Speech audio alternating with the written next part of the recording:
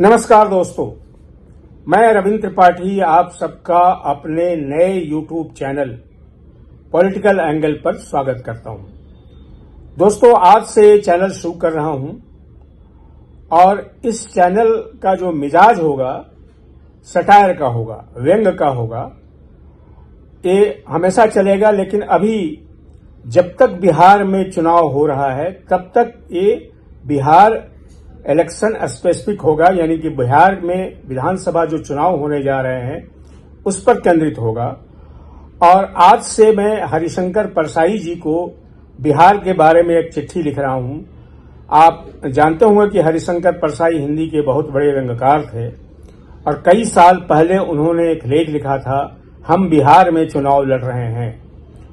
दोस्तों, मैं भी हरिशंकर परसाई को चिट्ठी लिखने जा रहा हूं।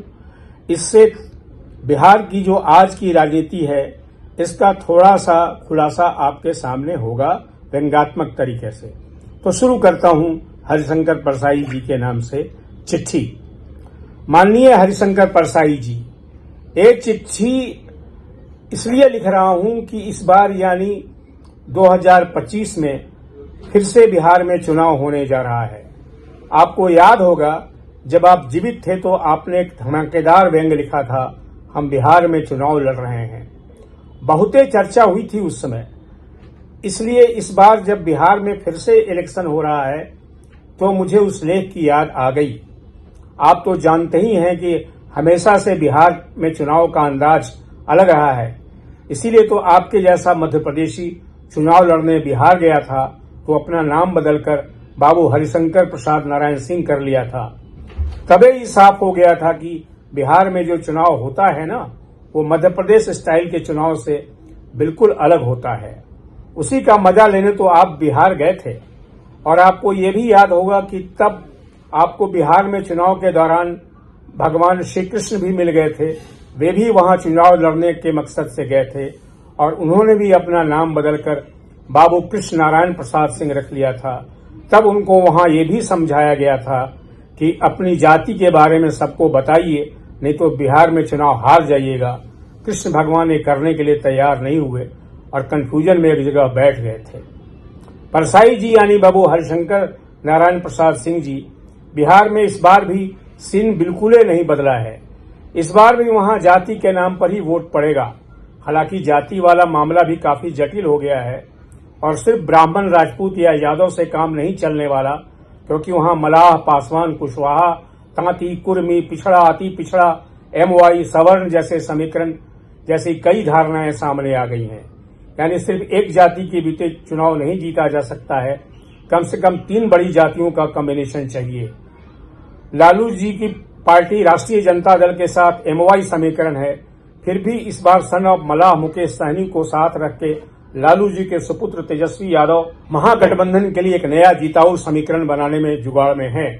दिक्कत यह है कि मुकेश सहनी कब तक महागठबंधन के साथ रहेंगे, ये न तेजस्वी को मालूम है न मुकेश सहनी को।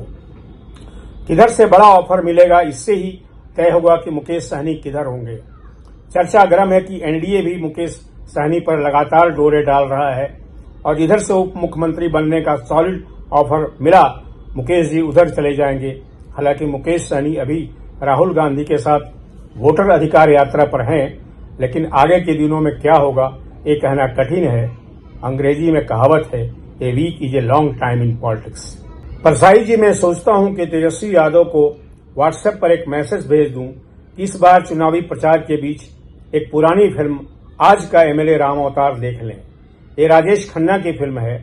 आपको तो याद होगा हरिशंकर बाबू, लेकिन तेजस्वी को इसके बारे में जानकारी नहीं होगी, क्योंकि जब ये फिल्म आई थी तो उनका जन्म ही नहीं हुआ था।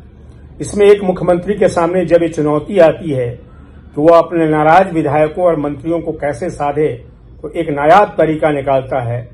वो अपने सभी विधायकों को उप मुख्यमंत्री बना देता है, जटिल मामले का सरल समाधान। तो तेजस्वी यादव इतना तो कर सकते हैं कि सरकार बन जाने पर 10-12 उप मुख्यमंत्री बना दें, इससे प्रॉब्लम सोल्व हो जाएगा। आज इतना ही हरिशंकर बाबू। बिहार चुनाव तक लगातार अपडेट देता रहूंगा। मुझे पूरा विश्वास है कि आप स्वर्ग में ही होंगे। सुनते हैं वहां डेली लाइफ काफी डल है, मेरे अपडेट से आपका एंटरटेनमेंट होता रहेगा। जय हिंद।